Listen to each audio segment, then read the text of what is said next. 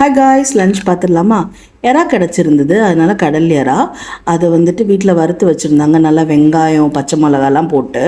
அதுக்கப்புறம் கேரை மீன் கிடச்சிருந்தது. தமிழில் எனக்கு கேரை மீன் என்ன சொல்லுவாங்கன்னு தெரியாது, அதை பொரித்து வச்சுருந்தாங்க. அப்புறம் இது வந்துட்டு தேங்காய் கறின்னு சொல்லுவாங்க. எறா, அதே மாதிரி முருங்கைக்காய், பொட்டேட்டோ, கருவேப்பிலெல்லாம் போட்டு மீன் சட்டியில் செய்வாங்க. ரொம்ப டேஸ்ட்டாக இருக்கும். அதுக்கப்புறம் வீட்டில் வந்துட்டு ரெட் ரைஸ், அந்த கேரளா குத்தரி இருக்குல்ல, அது வந்துட்டு பொங்கியிருந்தாங்க. ஸோ இதுதான் இன்றைக்கி எங்கள் வீட்டில் லன்ச் மெனு. இப்போ வந்துட்டு ரைஸ் வந்துட்டு ஒரு பிளேட்டில் சர்வ் பண்ணியாச்சு.